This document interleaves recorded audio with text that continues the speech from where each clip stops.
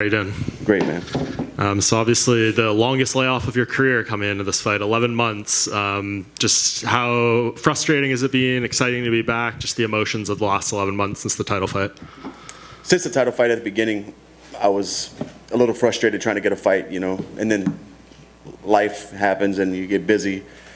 I have a lot of things that I'm involved with and a lot of fighters I work with back home in Louisiana. So I was in the gym helping them, learning. Like I said, the first couple months I was getting aggravated with the weight, with not hearing anything, and then things just kind of fell into place. Yeah, and I had the chance to speak with Mike Brown recently, and he said he's never seen you so motivated and just in such a good place with the improvements you made. Where do you think that comes from? Because you could the emotion you had after the fight with Oliveira, it seemed like maybe you were at a crossroads of whether you wanted to keep doing this. So how did you find that motivation within yourself? Yeah, immediately after the fight, I was just heartbroken.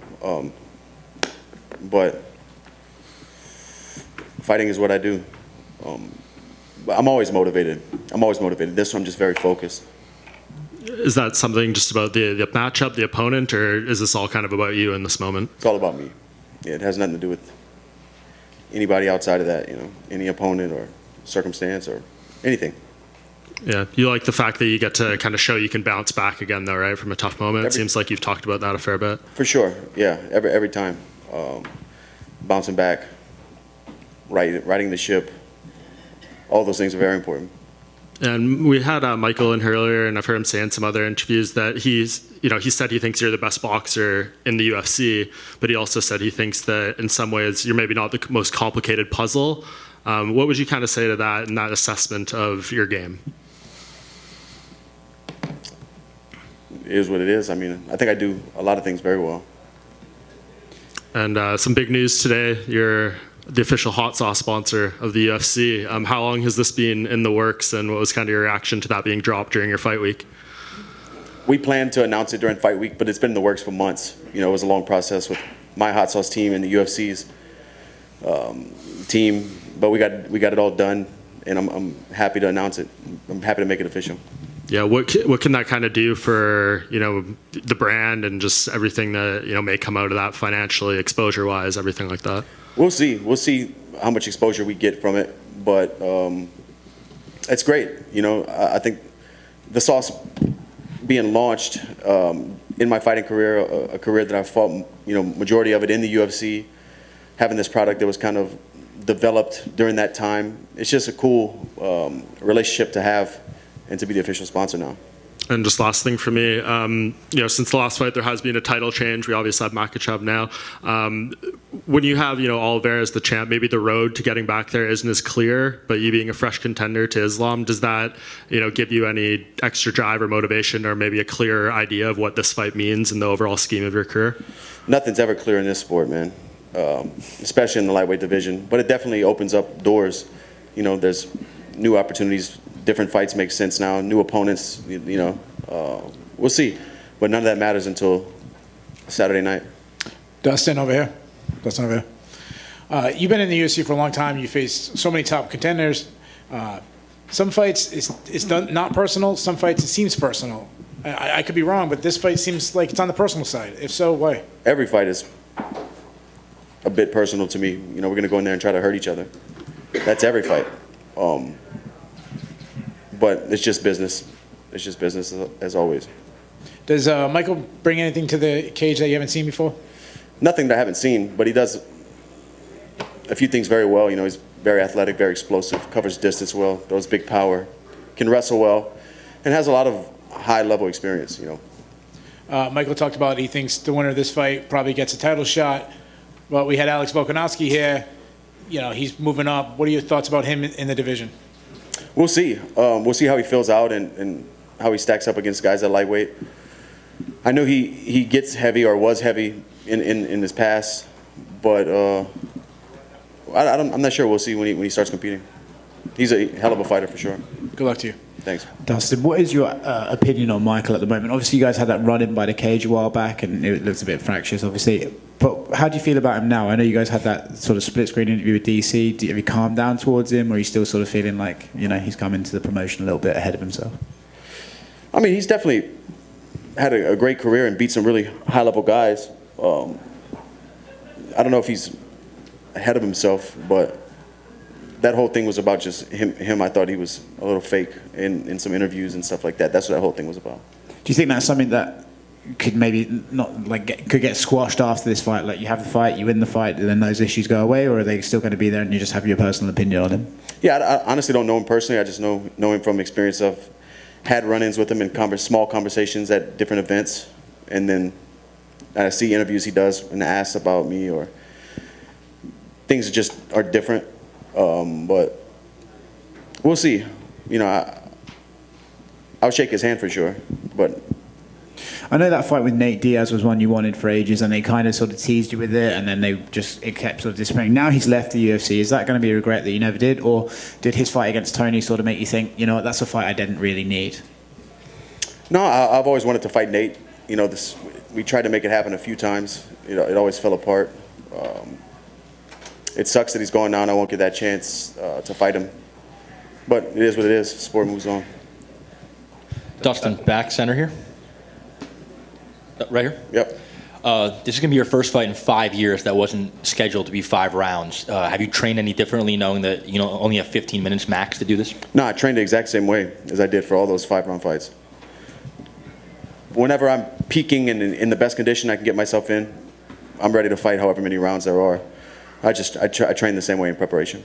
And it being 3 rounds, do you think that benefits you or him more? I think it benefits him, for sure. I wanted it to be 5. And last one, lightweight's always been extremely stacked. Now you have Beneil Dariush on a win streak. You have Charles Oliveira still in the picture. Now Volkanovski moving up to fight for the title. After this win, what do you think pushes you in the forefront to earn a title shot next? I'm not sure. Whatever the next contender is, I have no clue. You know, the landscape's always changing. But first things first, I have to get my hand raised Saturday night. Dustin here at the back. Just 2 quick ones in the front, right here. Actually, Dustin, right here. Unrelated to your fight, but I've been asking everyone at Media Day this. This might be Frankie Edgar's last fight in his MMA career. You've obviously been fighting for a long time. He's one of the few fighters on this roster fighting longer than you. So were you a fan of your whole career, and do you have any memories of Frankie throughout his career? Of course, I've been a big fan of Frankie for a long time. Had a great opportunity years ago to go out to Tom's River and train with him when he was preparing for Ben Henderson, be a sparring partner, and watch the way he works. And it was awesome. It was a good time in my career to go through that with him. But when I made my UFC debut, he was main eventing in MGM Grand in Las Vegas. It's just crazy, man. Time flies. And then, do you have any thoughts on the main event between Izzy and Alex Pereira? I'm excited for that, man. I don't know which way that one's going to go. I'm excited to see how it unfolds. Dustin here at the back. Oh, sorry, no, you go ahead. Oh, sorry, just quickly. Michael said that he's expecting this to be a slugfest. Do you see that's how it's going to go down? If it does, I'm going to clean him up. He knows deep down he doesn't want to do that. And, of course, your last fight, you came up short against Charles Oliveira. What was your reaction to him losing the title to Islam? I was surprised. I didn't have a dog in the fight, but I thought Charles was going to get it done. But congrats to Islam. He's a world champ. And what's your opinion about him as a champion, obviously being top at the division now?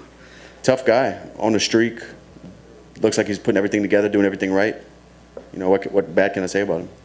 And in terms of how you would match up against him, how would you see that going down? I'm not sure. Saturday's first things first, and then we'll start looking at matchups. Thank you. Dustin here at the back. Obviously, a lot of your career has been linked to Conor McGregor, and there's talks maybe he won't come back. People are concerned about him bulking up. He certainly won't be back at lightweight anytime soon. Do you believe that by the time you hang up your gloves, you will have had a 4th fight with him? I'm not sure, man. You never know in this sport. I don't know if like you said, if he's coming back. What weight class? I'm not sure. I never say never, but it's not looking like it in the near future. Is welterweight something that interests you? And particularly, if he does decide to come back, I would think that he would be someone high up on your list of people you'd want to get in there with again. We'll see. I fought him 3 times. I'm trying to get to the title, Thank you. Over here, Dustin. What's up, man? What's up?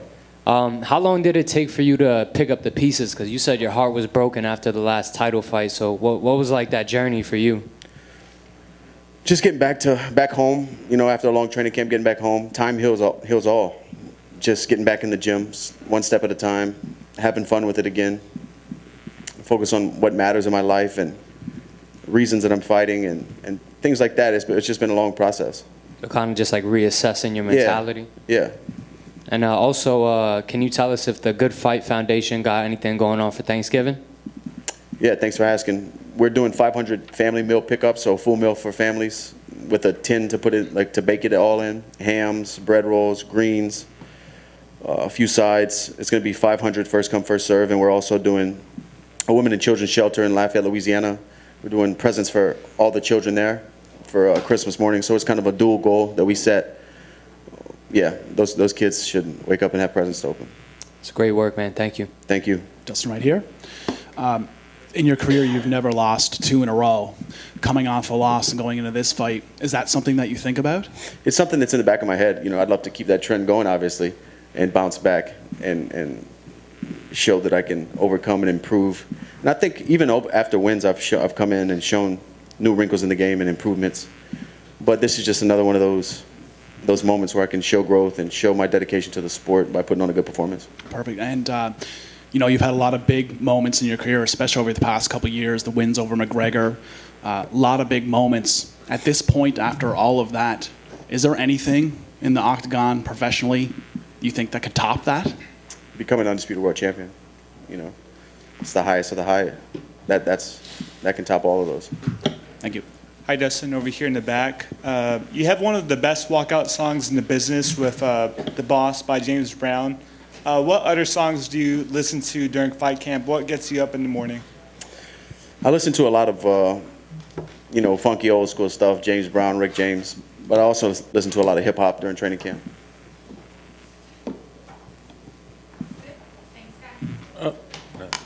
What's up? Somebody said something? Yeah, I got something for you. What's up? How you doing? Stan the Man from Menace and the Man. So you're one of the most successful lightweights in UFC history. You've been in there with Khabib, who some might say is the GOAT. We talked about Frankie Edgar, who some people think is the best. Who's the greatest lightweight of all time, according to Dustin Poirier? Man, that's a tough one because the legacy goes back so far. Of all time, most dominating has to be Khabib, right? But what gets me mad is we don't even bring up Yves Edwards' name when we talk about the best lightweights of all time. He was uncrowned lightweight champion of the world when he beat Josh Thompson. That highlight we see every show opening of him having his back and turning away with that head kick. That was the championship. I think his name should be brought up in these conversations. Oh, for sure. And then, so speaking of Yves, what are the chances? Did you game plan? Are you expecting Chandler to take this fight to the ground? Are we going to see some thug jitsu from you on Saturday? From the moment that bell rings, it's thug jitsu all day, every fight. No matter if we kickbox, fight in the parking lot, do jiu-jitsu or wrestle. Every time that bell rings, it's thug jitsu. And Yves is a good buddy of mine. He actually came down to Louisiana before training camp started, and we got some rounds in and stuff. He's out in Texas helping young fighters and still growing the thug jitsu community, man. Yes, I love Yves. I spent the whole UFC Long Island with Yves. Yeah, he's a man. Yes, speaks very highly of you. Thank you. Thank you. Thanks, guys. See you at the top.